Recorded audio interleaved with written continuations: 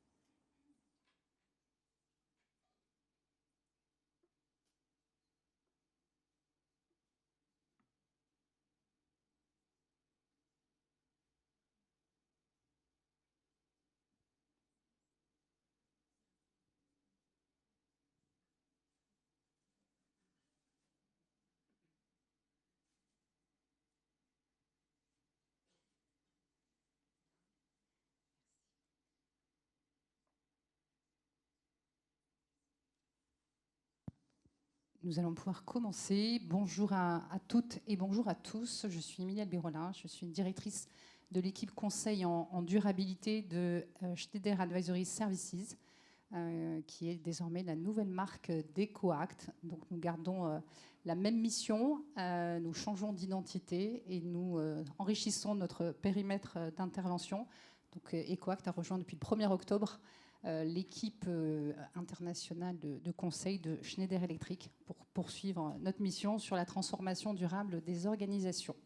C'est un plaisir de vous accueillir sur cette table ronde aujourd'hui qui est dédiée à un enjeu aussi complexe que crucial. Comment passer de l'analyse des risques climatiques à l'adaptation, comment utiliser la science des données pour renforcer la résilience. 650 milliards d'euros. 650 milliards d'euros. C'est le coût déjà subi en Europe du fait des catastrophes climatiques. Ce n'est pas une projection à 2050. Il s'agit bel et bien de la facture déjà payée en Europe depuis 1980, entre 1980 et 2022.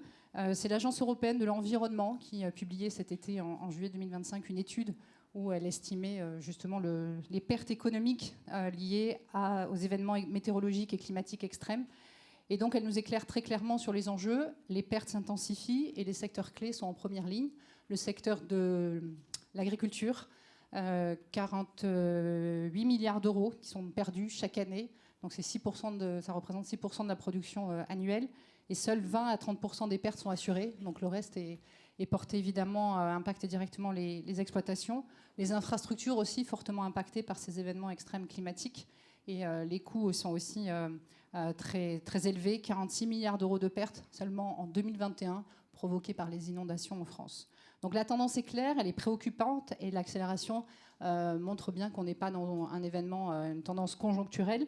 Elle reflète bien une dynamique structurelle qui témoigne de la vulnérabilité pour les entreprises et pour nos économies européennes, bien évidemment. Donc dans ce contexte d'intensification des événements climatiques extrêmes, auxquels on peut associer évidemment la pression croissante économique, la pression écologique, et puis je crois qu'on peut aussi parler d'instabilité géopolitique au regard de notre actualité ici en France, persistante. La compétitivité des entreprises dépend très clairement aujourd'hui de leur capacité à anticiper, à comprendre et à s'adapter à ces risques systémiques qui sont de plus en plus complexes. Et comme le disait Charles Darwin, ce n'est pas le plus fort de l'espèce qui survit, ce n'est pas le plus intelligent, mais c'est celui qui sait s'adapter. Et donc, c'est bien et bien ce dont on va parler. Alors, vous l'avez compris, la question centrale, ce n'est pas de savoir combien ça va coûter d'agir, mais bel et bien combien ça va coûter de ne pas agir. Et donc, pour les entreprises, elles doivent très clairement traiter ce sujet de l'adaptation climatique, non pas comme une charge, mais comme un investissement stratégique.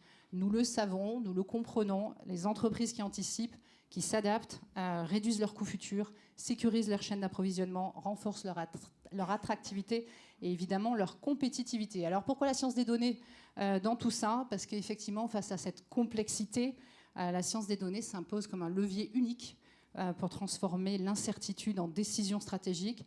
Elle permet de rendre finalement ces risques visibles, elle permet de les mesurer et surtout elle permet de prendre des décisions. Et c'est tous les thèmes qu'on va aborder avec vous ce matin pour parler concret, pour parler d'approches et d'actions concrètes au sein de vos entreprises. Donc nous allons explorer ensemble des témoignages, des cas d'usage, des retours d'expérience. Donc merci à toutes et à tous de votre présence ce matin. Je vous propose de plonger dans le cœur du sujet avec nos intervenants. Et donc ce matin, nous avons l'occasion d'accueillir Marine Caratournier, qui est directrice RSE et Innovation du groupe Action Logement, acteur majeur du logement en France. Mathieu Delachaise-Murel, vous êtes expert RSE et climat chez Andros, avec plus de 17 ans d'engagement dans la durabilité, dont 9 au service de l'agroalimentaire. Vous portez l'ensemble de ces sujets au sein du groupe. Wissal Azeroual, vous êtes au sein du groupe SEB, responsable climat et biodiversité. Vous mettez en œuvre toute la stratégie environnementale, vous intégrez tous ces enjeux climatiques et liés à la biodiversité dans la stratégie globale du groupe. Et puis Nadège Espagnol, directrice globale de l'analyse des données climatiques au sein de Schneider Electric Advisory Services. Et vous dirigez une équipe d'experts spécialisés dans l'intégration des sciences du climat, de la nature, la modélisation climatique et l'analyse des données pour fournir justement à nos clients des analyses exploitables et fondées sur la science, après une riche expérience aussi dans le secteur financier, dans la modélisation mathématique et l'intelligence artificielle. Alors nous aurons 3 moments ce matin dans nos échanges. On va passer un premier temps sur le constat, sur le sujet des risques climatiques, comment vos entreprises sont impactées par cet enjeu, comment la vulnérabilité est montée dans l'agenda de votre entreprise. Un deuxième temps, on va se concentrer sur vraiment le rôle de la science des données. Et puis ensuite, on passera à l'action. Voilà, comment, au sein de vos organisations, on passe de l'analyse à l'action en matière d'adaptation. Voilà.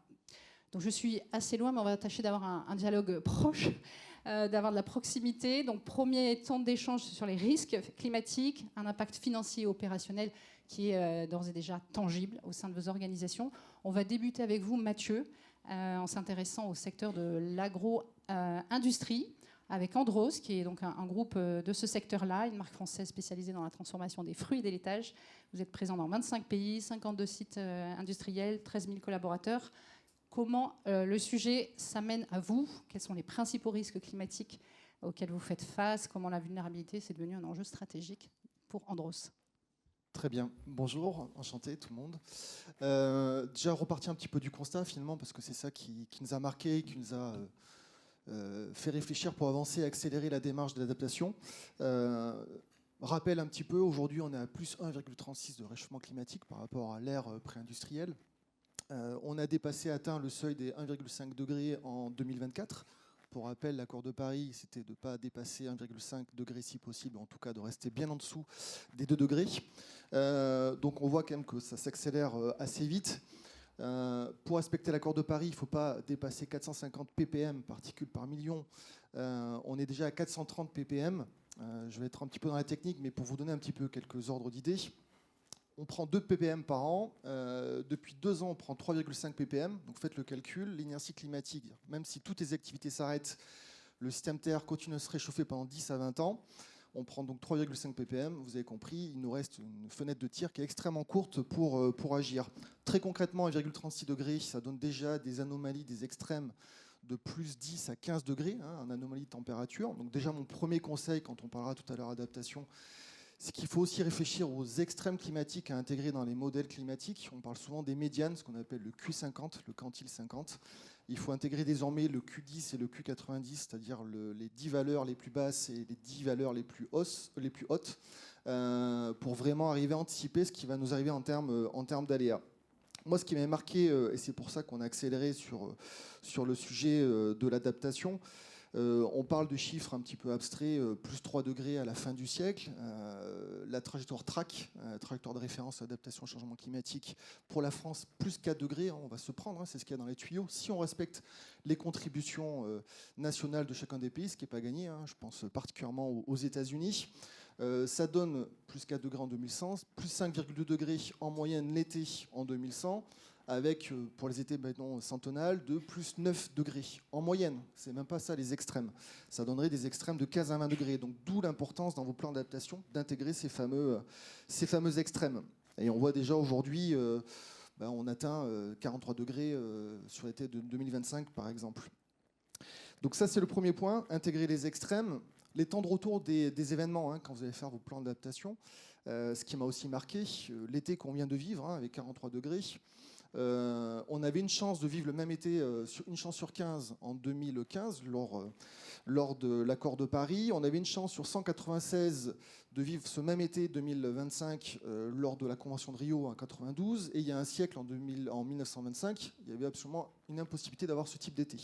Donc on voit que c'est des temps de retour évolutifs. Donc ça aussi, quand vous allez réfléchir pour l'adaptation, finalement, il va falloir se dire que les temps de retour qu'on peut se baser, les fameuses, par exemple, crues centenales, vont évoluer très très vite dans un temps proche. Et donc nous, côté Andros, finalement, on s'aperçoit que oui, le constat, ça colle à ça. C'est-à-dire qu'on a une récurrence en intensité, en fréquence des aléas qui augmente très rapidement. Avant, on avait un événement qui pouvait arriver une année sur 4, ce type de choses. Maintenant, il n'y a pas une année où on n'est pas impacté sur au moins un fruit, et désormais sur plusieurs fruits chaque année. On a eu la pomme, le gel 2021, la rhubarbe, qui est un fruit très résistant, qui a été impacté, la cerise, le prix a été multiplié par 3. Voilà, donc tout un ensemble de matières premières, le cacao aussi, même si c'est multifactoriel. Voilà, donc l'orange, et j'en passe. Donc on doit s'adapter parce que nos matières premières sont vraiment impactées maintenant chaque année. On n'a plus trop le choix. Et puis au niveau de nos opérations propres également, on commence à avoir des impacts au niveau de nos usines ou autour de nos usines. On a une plateforme logistique qui a été inondée, au moment d'ailleurs de sa signature, du renouvellement du contrat de logistique. On a eu l'usine qui a été à côté de cette plateforme qui a été impactée parce qu'ils ont reçu, nos salariés, une alerte, FR Alerte, pour dire allez chercher vos enfants dans les écoles. Donc il a fallu s'organiser en interne de manière très rapide. On a une usine laitière qui a été aussi impactée autour. Tout le site est inondé et donc les collaborateurs ne pouvaient pas venir sur le site. Pareil pour les camions d'approvisionnement. Voilà, donc on commence un petit peu à avoir des impacts qui s'accélèrent en intensité, en fréquence. Des arrêtés aussi, la réglementation, ça nous marque, les arrêtés sécheresse. Vous n'avez pas le choix. Quand la DREAL vous dit vous allez devoir réduire votre consommation d'eau de moins 10, moins 30, moins 40% selon le niveau de vigilance quand c'est en niveau alerte renforcée aux crises, soit vous le faites, soit il faut fermer des lignes de production. Donc il n'y a pas le choix. Donc face à ça, effectivement, l'adaptation devient un enjeu stratégique. Donc c'est pour ça qu'on s'est penché sur le sujet. Ça questionne notre modèle d'affaires finalement parce qu'on se pose la question, est-ce que demain on pourra produire autant de références, les quantités que l'on souhaite, donc il y a plein de choses à réfléchir. Et puis il faut intégrer le temps long, parce que désormais, sur des sujets aussi complexes, systémiques, il faut se projeter dans le temps très long pour arriver à anticiper, pour ne pas subir, ou en tout cas subir le minimum. Merci Mathieu. Alors on va changer de secteur avec vous, Marine Caratournier. On va parler du secteur immobilier. Groupe Action Logement, depuis 70 ans, vous êtes acteur de référence du logement social. Vous comptez 45 filiales qui est dédiée au logement social, une filiale de logement intermédiaire et un patrimoine de plus d'1 million de logements. Alors pour le groupe, comment vous appréhendez le sujet de la vulnérabilité au risque climatique? Quel était votre cheminement? Et puis peut-être aussi le déclencheur. Est-ce que c'est la réglementation, les événements extrêmes? Voilà, comment le sujet est arrivé sur votre... Bonjour à tous. Alors, même constat, donc je ne rappelle pas, c'est vrai que ce n'est pas le même secteur, on n'est pas dans l'agroalimentaire, on est dans le secteur du bâtiment, immobilier et puis plus spécifiquement du logement. Donc oui, nous, c'est Action Logement, l'ancien 1% logement. On a 1 100 000 logements et on loge 2,5 millions de personnes. Donc notre mission principale, c'est d'offrir des qualités de confort, des qualités de vie qui sont majeures pour nos différents habitants. Alors les constats, comment ça se traduit chez nous? Ça se traduit par ce que vous avez tous vécu, des épisodes de forte chaleur, on nommait auparavant des sujets de confort d'été et qu'on appelle maintenant de l'inconfort ou de l'inhabitabilité, parce que quand on pense à des températures qui peuvent s'élever jusqu'à plus 40, 50 degrés, il y a un rapport très intéressant qui est sorti sur Paris à 50 degrés, on se rend bien compte qu'on n'est plus sur une question de confort, mais sur une question juste de vie, en fait, d'habitabilité du logement. Donc il y a ces sujets qui sont principaux et qui touchent l'ensemble de la France. Alors, je ne vous l'ai pas dit, on est sur France métropolitaine et ultramarine. Donc ça pose aussi l'enjeu dans toute sa diversité des territoires. Et dans les enjeux en fait, de logement, on a également tous les sujets liés à l'eau. Alors au trop d'eau, au pas assez d'eau. Donc le trop d'eau, ça peut être les questions d'inondation, de submersion, en fonction de là où nos bâtiments sont implantés. On a également les questions de pas assez d'eau qui génèrent chez nous ce qu'on appelle des retraits-gonflements des argiles, ce qui concrètement se traduit par des fissures de nos bâtiments, voire des démolitions de bâtiments, puisqu'un bâtiment qui est trop fragile, il faut le démolir et le reconstruire. Donc vous voyez la perte et puis le risque pour nos locataires, enfin en tout cas le fait de devoir organiser le déménagement, etc. Donc sujet d'inondation aussi qui est particulièrement sensible pour nos locataires. Il y a des épisodes aussi particuliers comme les questions de cyclones qu'on a pu malheureusement déplorer à Mayotte encore récemment avec le cyclone Chido, également à La Réunion. Donc ça concerne particulièrement les logements qui sont très, très vulnérables en fait à ces cyclones et ça se traduit par des toits qui sont arrachés, par des fenêtres qui sont arrachées également, des habitants qui sont dans une situation de précarité très difficile. Donc comment réagir par rapport à ces sujets? Donc voilà, je vous dresse un peu un constat qui est un état des lieux un peu sombre sur le sujet du logement et de l'immobilier. Donc évidemment que le premier déclencheur pour nous, c'est déjà de passer de cette logique en fait on était beaucoup avant sur l'atténuation à l'adaptation parce que c'est le confort et la vie de nos locataires et nos habitants qui est directement concerné, directement touché. Donc comment maintenir notre mission de loger confortablement les habitants dans ce contexte-là. Donc c'est le principal déclencheur, c'est ça, c'est la qualité de vie, c'est le niveau de service, le confort qu'on offre à l'ensemble de nos habitants. Et puis, il y a effectivement un sujet de réglementation. On doit maintenant avoir une trajectoire connue, des CAPEX en face de nos engagements. On a ce sujet donc, dans la taxonomie et la CSRD de devoir y porter très précisément sur ces sujets-là. Et puis, des enjeux économiques qui sont majeurs parce qu'un immeuble qu'on doit adapter, ça coûte très cher. Nous, on a un parc d'1 100 000 logements, donc on a un gros stock, plus qu'un flux, même si on a un flux important de 40 000 logements par an.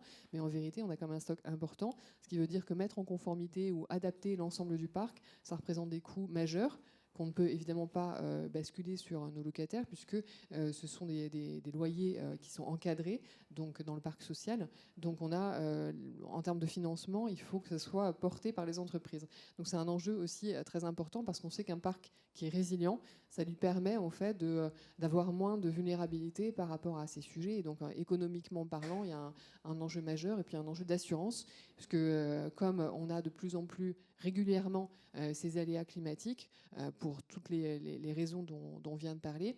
En fait, en termes d'assurance, c'est de plus en plus élevé en termes de franchise. Et donc, on a aussi cet enjeu majeur de se dire que plus le parc est résilient et plus l'enjeu d'assurance sera limité et pourra être maîtrisé. Merci Marine pour ce témoignage. Alors vous évoquiez la CSRD.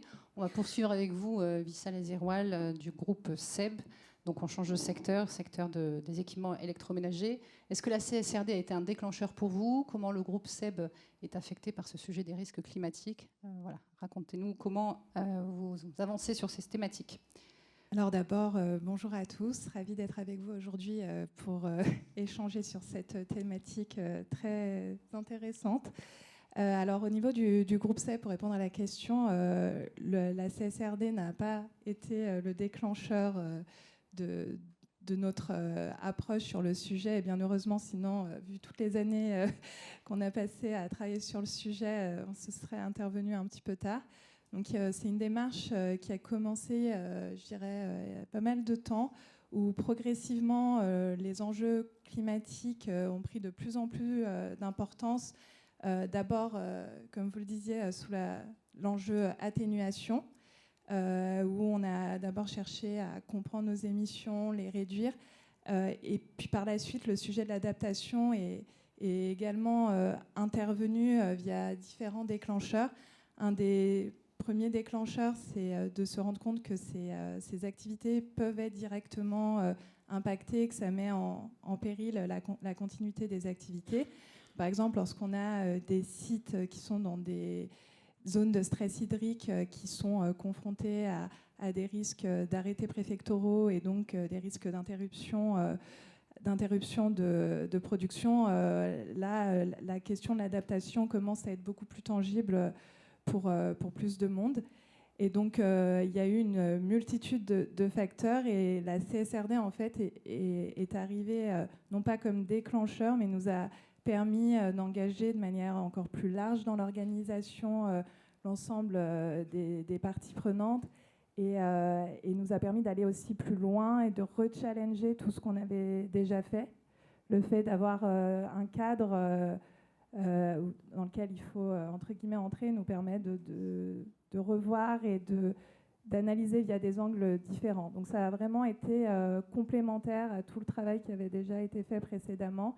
Et aujourd'hui encore, on est en train d'aller plus loin et on est dans une logique d'amélioration, d'adaptation continue. Alors on parle de stress hydrique, de vagues de chaleur, on parle aussi d'inondations. Comment on passe de l'analyse à l'action grâce à la science des données. Donc on va se questionner sur comment la science des données peut être mobilisée justement pour entrer dans cette analyse de l'exposition, de la vulnérabilité des entreprises aux risques climatiques. Quelles dimensions sont essentielles, Nadège, pour une analyse digitalisée et exhaustive? Alors déjà bonjour à tous. Ce que je voulais dire en intro, c'est que derrière chaque aléa climatique, et ils sont nombreux, si on s'en réfère à la taxonomie européenne, on a déjà 28 aléas climatiques qu'on intègre au sein de mes équipes. Et derrière chaque aléa climatique, il y a des équations et des modèles et beaucoup de données. Donc c'est un peu ce que je vais essayer de vous introduire. Donc moi j'ai l'honneur de diriger une équipe de data scientists, mais pas que. Il y a pas mal de docteurs aussi en sciences du climat et docteurs en mathématiques et physique. Et cet ensemble, en fait, permet justement d'élaborer et de simplifier largement tout ce magma d'analyse et de modèles pour pouvoir le rendre accessible à nos clients et à nos utilisateurs. Donc la complexité, elle est aussi liée au fait qu'on travaille à la maille d'un site industriel.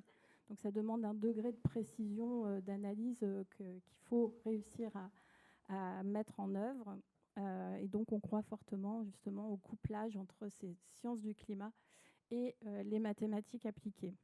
Donc il y a plusieurs niveaux de complexité pour répondre à ta question, Émilie. Donc la complexité technique, comme vous le savez, les sciences du climat, ça repose sur pas mal de disciplines qui sont très différentes, entre la météorologie, l'océanographie, les surfaces continentales, la chimie atmosphérique. Voilà, il faut de l'expertise assez profonde sur ces sujets et c'est important. Il y a de la complexité au niveau des données. On ingère, on intègre des volumes massifs de données, et pas que des données tabulaires, aussi des données d'images satellitaires qui nécessitent un gros travail d'analyse et d'exploitation. Et on permet d'accéder à plusieurs dimensions, donc temporelles. On a parlé des scénarios à horizon 2040, 2060, 2100, des scénarios plus ou moins forts, donc des scénarios conservateurs ou basse émission. Une dimension géographique, puisque en fait, au sein de SE Advisory Services, on sert toutes les régions du monde, hein, pas que l'Europe. Donc ça nécessite de pouvoir intégrer toutes ces dimensions au niveau global. Et la résolution, j'en parlais juste avant, avec les données satellitaires, sachant que maintenant, des satellites comme Sentinel permettent une résolution à 30 mètres, notamment sur les inondations côtières. Donc voilà, pour balayer un petit peu toute cette dimension. La complexité humaine aussi, parce qu'on parle de l'adaptation, et l'adaptation et la vulnérabilité, c'est aussi propre au modèle de business, hein, comme on disait juste avant. Et donc, il faut aussi pouvoir intégrer ces notions-là. Donc, la vulnérabilité, elle est vraiment propre au contexte des organisations. Donc, on a besoin de rentrer dans des use cases spécifiques, en plus de toute cette couche, on va dire, plus ou moins théorique que je viens de mentionner. Et enfin, un sujet qui tient énormément à cœur mon équipe en ce moment, c'est la dimension financière. Puisqu'effectivement, voilà, tout ça, c'est un coût. On parle du coût de l'inaction. On essaie aussi de modéliser le coût de l'action. Donc, on s'appuie sur pas mal de papiers, un réseau d'experts. Je vais saluer notamment Thierry Roncalli, qui a écrit un excellent papier sur le sujet et sur lequel on s'appuie, notamment dans le cadre de nos méthodes qu'on a rencontrées, avec qui on discute régulièrement. Et puis, saluer aussi les directions financières, notamment de Schneider, qui nous aident justement dans l'élaboration de ces modèles. Et j'y reviendrai un peu plus tard.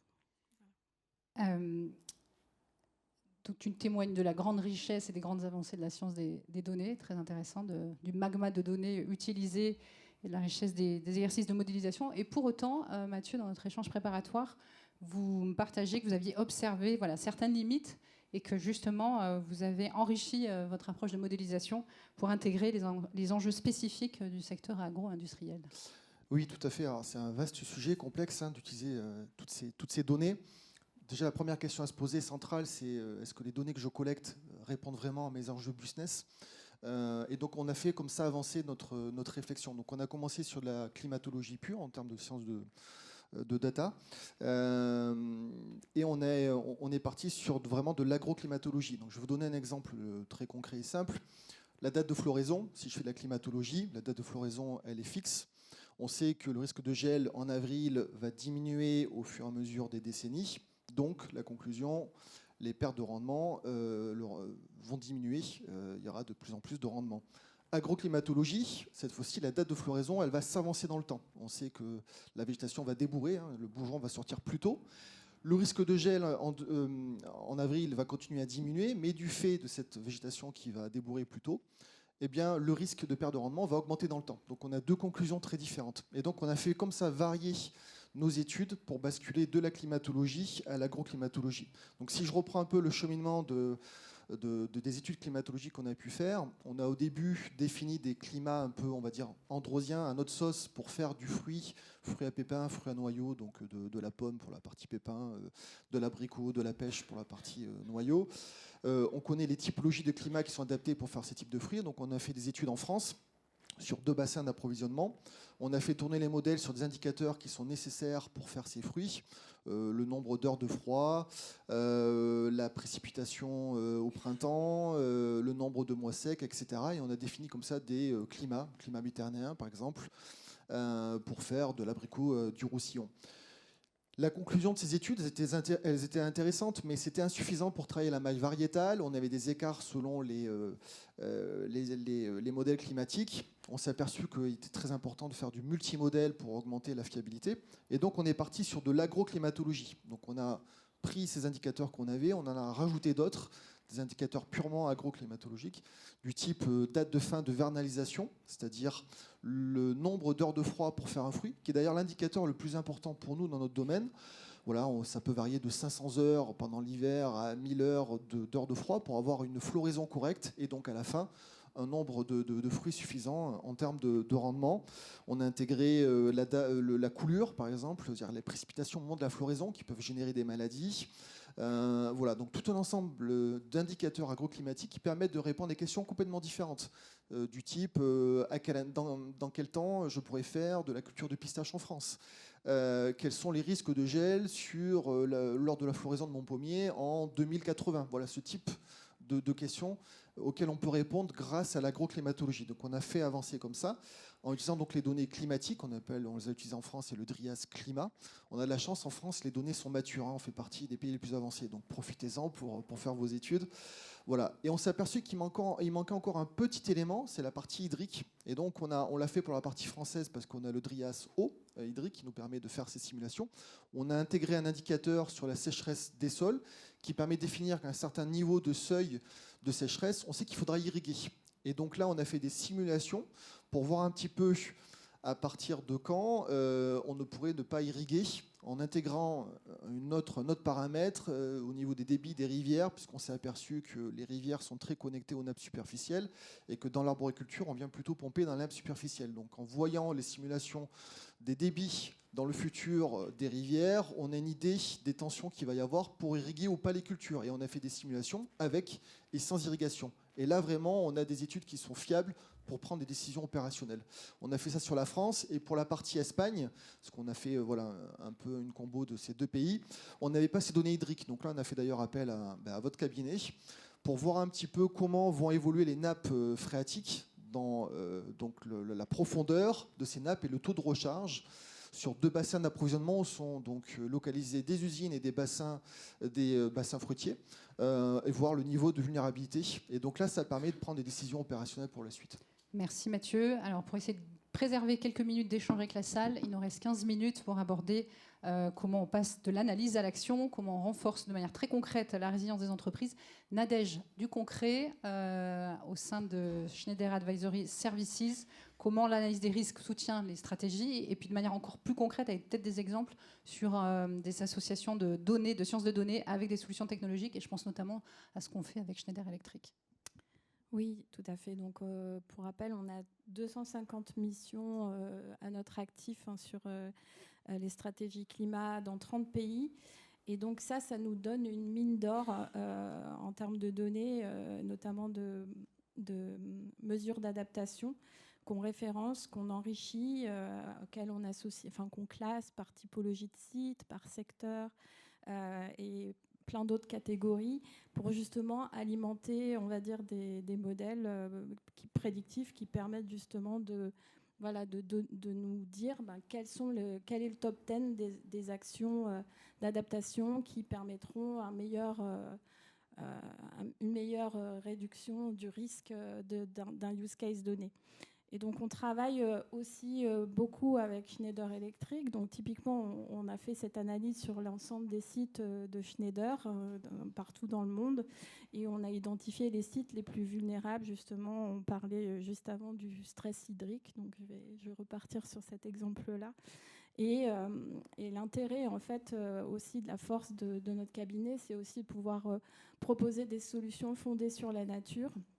Et l'idée, ce sera de pouvoir répondre à ces problématiques de stress hydrique avec des mesures d'adaptation pour remettre en place les zones humides autour de ces sites, par exemple. D'autres cas de collaboration, on collabore aussi avec nos équipes Energy Efficiency, qui sont en charge des audits de bâtiments de nos clients. Et dans le cadre de ces audits, ils sont aussi amenés à faire une analyse des risques climatiques et de pouvoir proposer des solutions d'adaptation, notamment pour mettre en place des systèmes de refroidissement ou de climatisation bien adaptés en fonction du risque qui aurait été évalué. Donc ça fait partie des exemples concrets qu'on met en place et des collaborations qui s'ouvrent au sein de notre organisation. Parfait. Alors, poursuivons dans le concret et dans une réponse assez courte avec vous, Mathieu. Côté Andros, voilà, comment on passe de l'analyse à l'action en matière de méthodologie au sein de l'entreprise et peut-être de manière un peu plus large avec l'écosystème. Oui, vaste sujet, ça aussi. C'est un vrai défi. Pour information, dans l'étude BPI 2024, 68% des dirigeants de PME, ETI disent que l'adaptation au changement climatique n'est pas encore un enjeu majeur pour eux, que 12% seulement des plans d'adaptation. Donc on sait qu'il y a des défis à relever, parce que c'est des sujets complexes pour quantifier les risques, parce que c'est des systèmes aussi où il y a des interdépendances territoriales. On est sur des communes d'implantation. Dessus, vous pouvez mettre des actions d'adaptation, mais si la commune ne fait pas ce qu'il faut à côté, vous pouvez être aussi impacté. Voilà. Il faut de l'information pertinente. On a quand même pas mal parlé avec le DRIAS. C'est des informations qui sont des données brutes, qui sont complexes à digérer. Vous avez, je pense, rarement dans vos entreprises des systèmes, des services d'ingénierie climatique. Donc beaucoup de défis à relever. Donc je vous rassure, il y a quand même une méthodologie qu'on peut appliquer. Il y a des guides. Le guide OCARA, par exemple, sur le diagnostic de résilience, acte d'adaptation de l'ADEME, les normes ISO 30001 sur la gestion des risques, 14091 sur l'adaptation au changement climatique, le CNPP 5011, qui est un référentiel privé sur la vulnérabilité climatique. Donc tout un ensemble quand même de méthodos qui vous permet d'avancer sur le sujet. Si on rentre un peu plus concrètement sur la méthodologie, assez classiquement, il faut identifier ces risques. Donc là-dessus, vous pouvez aller sur GeoRisque, vous connaîtrez vos principaux risques. Et puis après, il faut arriver à les quantifier. C'est quand même assez complexe. Connaître votre vulnérabilité aux aléas actuels et futurs. Donc c'est là où se pose la question de est-ce que je fais un autodiagnostic ou est-ce que j'externalise cette compétence. Donc tout dépend des ressources que vous avez. Voilà, donc ça dépendra de vos capacités de financement. Allez voir quand même des structures. Il y a la CCI, les chambres d'agriculture, de l'artisanat, en fonction de votre secteur, qui peuvent aussi financer ce type d'autodiagnostic. Dialoguer avec votre assureur, parce qu'il y a des coûts derrière, donc il y a aussi des choses à voir avec eux. Agir avec son environnement aussi un petit peu, son écosystème local et professionnel, pour également se faire accompagner. Voilà. Il y a clairement la question de l'organisation à mettre en place, d'avoir un référent sur le sujet. Ça peut être le référent HSE si vous en avez un, le service développement durable, et que sais-je. Un point très important, parce que je dis toujours l'adaptation c'est un voyage, sensibiliser les équipes, il faut les embarquer sur ce sujet. On a fait venir, nous, par exemple, le camion Climate Sense pour faire ressentir le climat 2050 à 50 degrés. Ça, c'est très efficace. La fresque sur le climat, les fresques sur la vulnérabilité. Vous revoyez vos contrats d'assurance. Mettez en place, dès le départ, avant que la crise arrive, qu'un aléa se produise, une stratégie de prévention. GeoRisque, par exemple, propose des fiches de prévention. Et puis après, vous pouvez vraiment rentrer dans un plan d'adaptation. Je vous rassure, il n'y a pas que des investissements très lourds. Il y a toutes les actions organisationnelles qui sont, pour le coup, plus légères à mettre en place.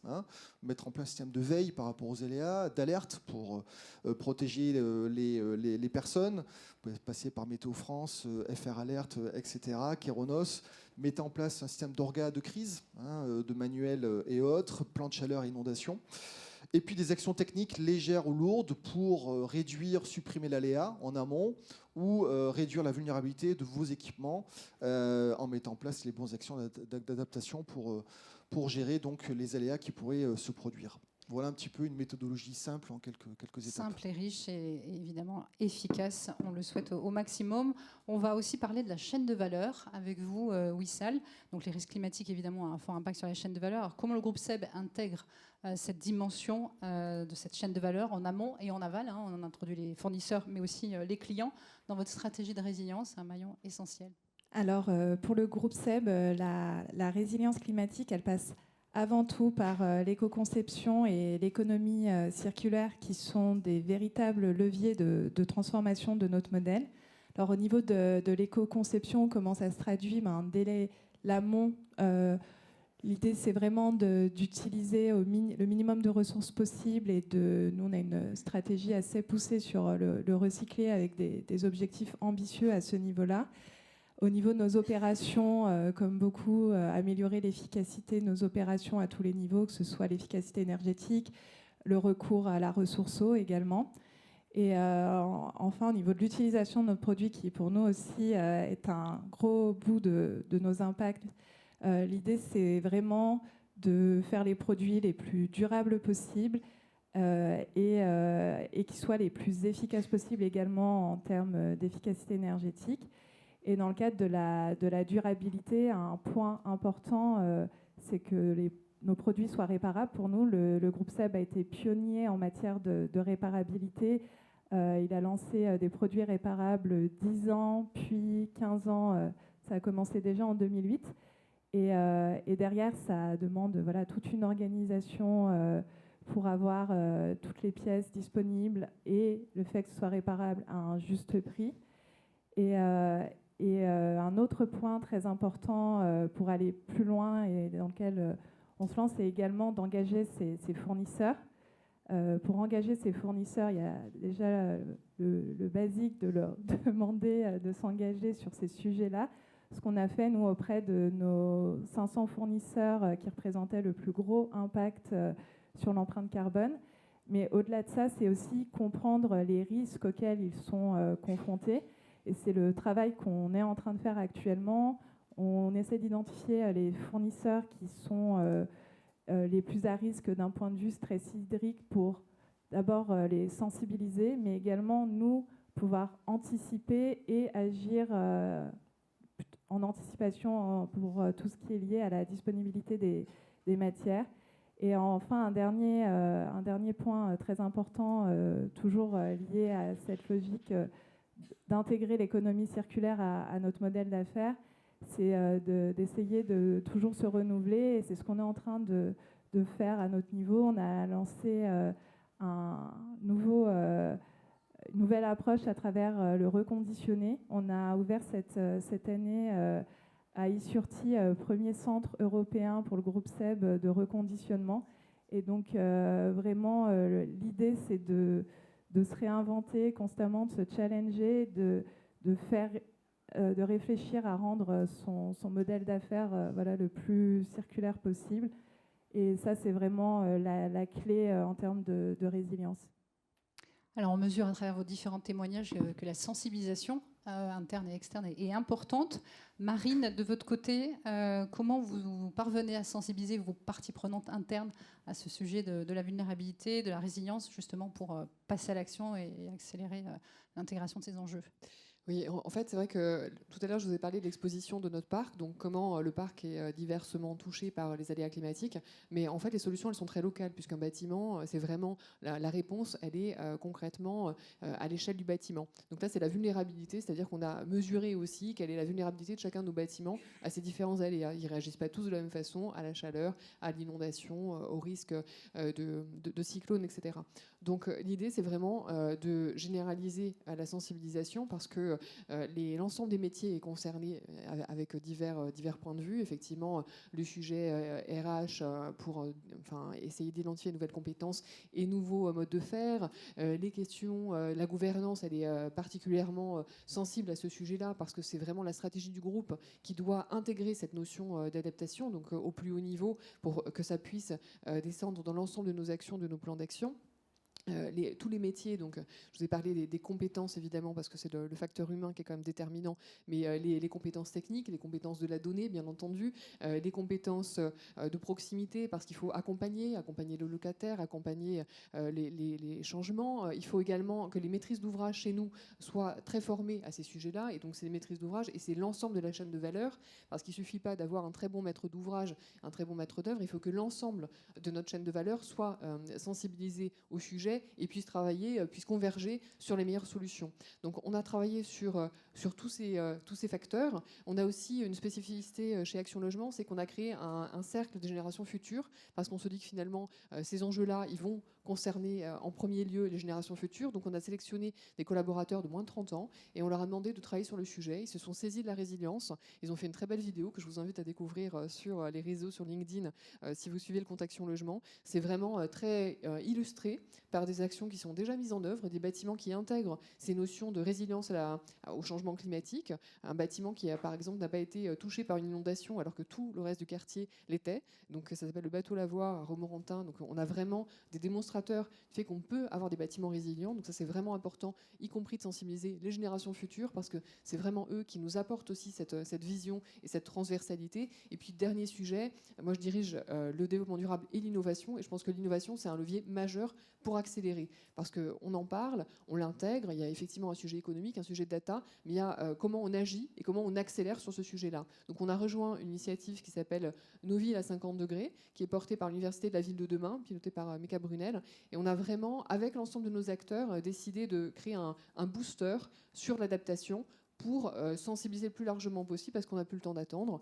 C'est la vie de nos concitoyens, c'est vos vies, c'est la vie de vos enfants. Donc comment on arrive aujourd'hui à l'intégrer encore plus vite en mobilisant toute la chaîne de valeur avec le levier d'innovation. Merci Marine. Alors avant d'accueillir vos questions, sans doute qui sont nombreuses, j'ai une dernière question que je vais vous poser à tous les quatre avant de donner peut-être de l'élan à vos questions. Quel conseil donneriez-vous à une entreprise qui n'a pas encore appréhendé cet enjeu de résilience, qui n'a pas encore défini sa stratégie d'adaptation? Quels sont les facteurs clés de succès ou les bonnes pratiques, notamment liées à l'usage de la science des données, pour compléter vos riches témoignages en 1 minute? Le meilleur conseil que vous pouvez partager à nos participants. Le meilleur conseil, c'est d'agir déjà, donc sans attendre. Et puis d'agir de façon, si vous n'avez pas encore démarré, c'est très bien, parce que ça permet d'avoir tous les sujets en même temps. Et c'est vraiment des sujets qui sont systémiques. Donc quand on travaille, par exemple, sur l'adaptation, il faut aussi penser au sujet de la préservation de l'eau, parce que ça va permettre, par exemple, de travailler sur la biodiversité, parce que la biodiversité sans eau, je ne vous apprends rien, ça ne tient pas. Donc on a vraiment besoin d'avoir un plan global sur l'ensemble des sujets, et non pas de les traiter de façon thématique. On va d'abord faire l'atténuation, on fera l'adaptation, et puis l'eau s'il en reste. Il faut vraiment avoir cette vision globale, donc c'est peut-être le meilleur conseil. C'est pas simple, mais je pense que c'est la bonne façon d'aborder les sujets. Très bien, donc favoriser l'approche systémique, éviter le séquentiel. Oui, Sal, vous avez le bon conseil. Alors, si je devais donner un conseil à des entreprises qui se lanceraient dans cette démarche, d'abord, le premier point, c'est en interne, de ne pas uniquement aborder le sujet via le prisme des risques, mais également via le prisme des impacts concrets pour l'entreprise en termes de business, sur la production, sur la disponibilité des matières premières, sur les coûts qui vont avoir des impacts sur les marges. Et c'est vraiment sous cet angle-là que vous allez réussir à capter l'attention. C'est des sujets qui parlent à tout le monde. Et c'est comme ça qu'on arrive à embarquer les opérationnels et le top management. Et ensuite, le point suivant pour moi important, c'est de rendre le sujet le plus tangible et mesurable possible. En faisant le lien entre les données climat et des données opérationnelles et financières. Et c'est vraiment là que la science des données peut devenir un levier puissant. Et enfin, un dernier point qui est pour moi le point le plus important, surtout ne pas attendre d'avoir la donnée parfaite pour agir. Vous n'aurez jamais la donnée parfaite. Il faut vraiment se lancer, structurer, fiabiliser, itérer. Parce qu'à la fin de la journée, la résilience, c'est vraiment une dynamique d'adaptation continue et qui est faite de beaucoup d'apprentissage. Très bien, donc être dans le concret et dans l'action. Nadège, qu'est-ce qu'on donne comme bon conseil? Mon conseil, c'est de s'équiper, de s'outiller, bien évidemment. C'est important de ne pas faire face à la paralysie de décision. Et comme on l'a dit plusieurs fois, la science des données, on va parler de l'intelligence artificielle, mais utilisée de manière frugale, bien évidemment, permet d'accélérer et d'aller plus vite et d'éviter de passer trop de temps dans l'analyse et passer rapidement à l'action, et voire même avoir une aide à la décision sur l'action, comme je disais tout à l'heure, avec des actions d'adaptation déjà prédéfinies en fonction d'un profil de risque donné. Donc c'est important de pouvoir s'équiper et de faire confiance à ces solutions. Je suis d'accord avec Richard. Dernière minute, Mathieu, le meilleur conseil?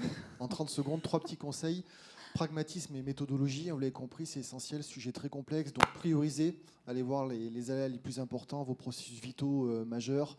Ça, c'est le premier. Le deuxième, c'est s'assurer de la robustesse de l'état des lieux, du diagnostic.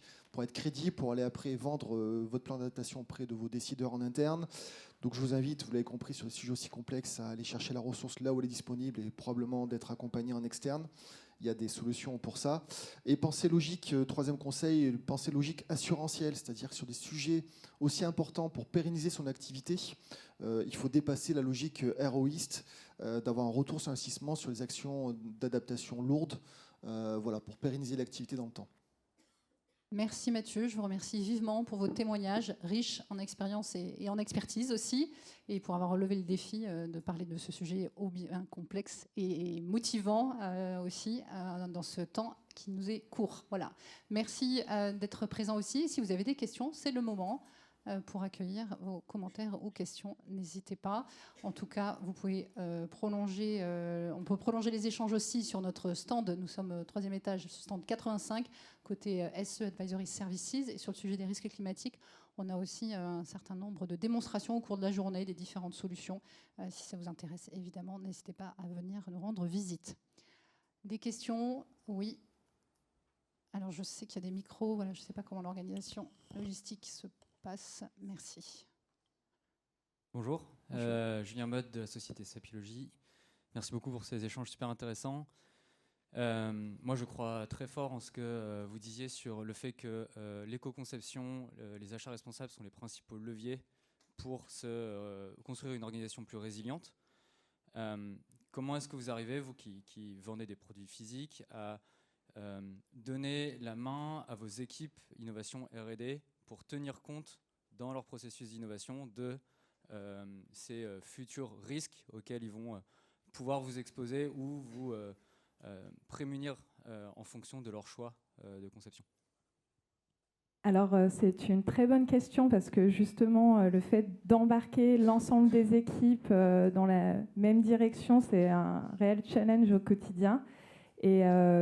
Et du coup, on a vraiment dû travailler énormément sur la structure dans le développement produit, en fait, vraiment introduire dès les premières étapes du développement produit des réflexions sur il faut mettre autant que possible du recyclé sur nos produits, il faut réfléchir le produit pour qu'il soit le plus efficace possible en termes de consommation énergétique.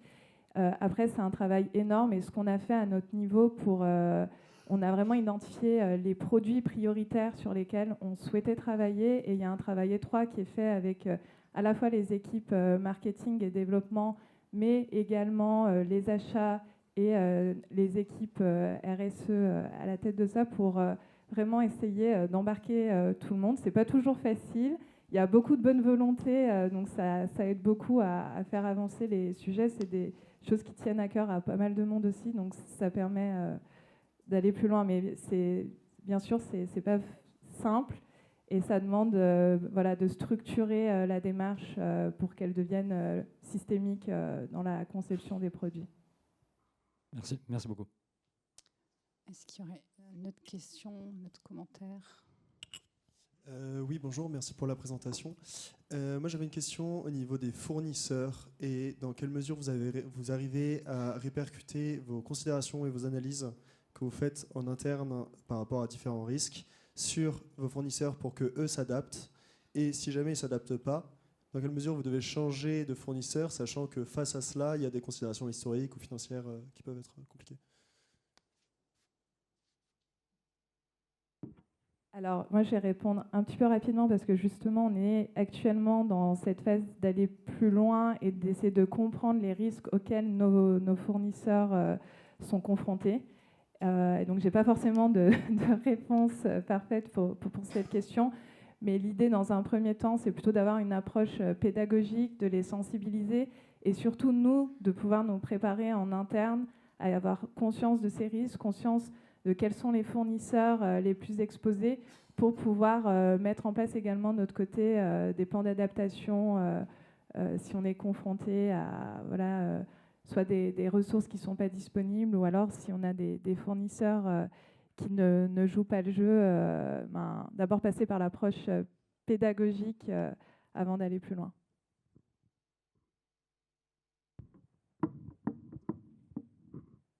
La dernière question, le dernier commentaire. Je crois crois qu'après, nous sommes invités à clôturer. Bonjour, Sophie Grenier, cabinet Sophita. Moi, j'avais 2 questions, si je peux encore. La première, c'est de comprendre votre ligne de reporting, parce que c'est important de comprendre comment ces fonctions sont rattachées dans l'entreprise. Est-ce qu'elles sont rattachées à un service particulier? Est-ce que vous êtes au CODIR? Voilà, quelle est un peu votre ligne de reporting? Est-ce que vous travaillez en transversalité aussi, ce qui semble évident, mais c'est toujours un point intéressant. Donc ça, c'était plutôt la première question. La deuxième question, les données, mais c'est un coût finalement. Est-ce que vous pouvez estimer le coût que ça représente par rapport au budget que vous avez dans vos équipes? Merci. Ok, en 30 secondes. Après, on s'adapte en fonction de la typologie d'entreprise. Dans notre secteur, nous, c'était pertinent, c'est rattaché au développement durable, hein, tout simplement. Voilà, donc après, notre directeur transition durable est au CODIR, donc ça reporte au plus haut niveau. Mais il n'y a pas de règle. En tout cas, il faut un référent local. C'est sur des sujets aussi spécifiques qui demandent de travailler la maille du site de production. Il vous faut aussi des référents sur chacun des sites sur lesquels vous mettez en place le plan d'adaptation. Donc ça, c'est le premier point. Sur les coûts, ça, c'est vrai que c'est un vrai sujet. Le coût est variable, mais vous vous en doutez, c'est des études qui sont quand même assez élevées. On parle de plusieurs dizaines de milliers d'euros sur des études assez poussées. Voilà, donc c'est pour ça que je vous dis, il faut prioriser, aller chercher vraiment qu'est-ce qui est essentiel pour vous dans votre activité, pour aller essayer de cibler l'étude. Voilà, mais c'est variable, mais ça va partir de 5-10 000 euros à 50 000, 100 000 euros pour des très grosses études avec des gros organismes. Marine, Louisa, Nadège, si vous voulez aussi. Des coûts élevés, on n'a pas chiffré, mais exactement, mais c'est effectivement, et c'est réparti dans différents services. Il y a de la data en fait qu'on utilise en interne et qu'on fait remonter par nos services de collecte. C'est transversal évidemment. Nous, c'est direction financière, direction RSE et puis direction patrimoine. Donc on travaille ensemble main dans la main. Moi, je suis au CODIR et puis c'est un sujet qui est porté de toute façon par la direction générale. Et voilà, les data, on a effectivement aussi une partie d'externalisation. Et d'ailleurs, on avait mobilisé EcoAct dans une première phase sur l'atténuation. Alors, pour le groupe SEB, on a une direction développement durable qui est rattachée directement au directeur général et qui travaille de façon transverse avec l'ensemble des départements de l'entreprise qui sont au final tous concernés. Après, on a bien sûr des relais dans chaque département qui après font infuser tous les sujets. Et en termes de coûts, je reprendrai les mêmes éléments. Il y a des études qui peuvent être assez coûteuses et qui peuvent aller de 10 000 à 100 000 euros en fonction de ce que vous décidez de faire, du périmètre que vous décidez de couvrir. Et en interne, il y a bien sûr pas mal de coûts aussi qui sont difficiles à estimer parce qu'ils sont vraiment répartis un peu partout dans l'organisation. Un grand merci pour vos témoignages. Je ne sais pas, Nadège, si tu voulais rajouter un dernier élément, peut-être.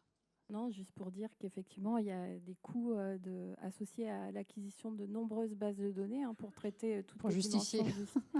Et Oui. en plus de ça, il y a aussi le coût associé au retraitement de ces données qui peut prendre énormément de temps. Et voilà, donc c'est vrai que c'est un travail énorme et je pense que oui, l'investissement de plusieurs dizaines, centaines de milliers d'euros est lié aussi à tout cet effort qu'on trouve derrière. Un grand merci pour vos riches témoignages. Merci pour votre présence. Et vous l'aurez compris, il est urgent d'agir, donc restons en action. Et bonne journée, bon salon.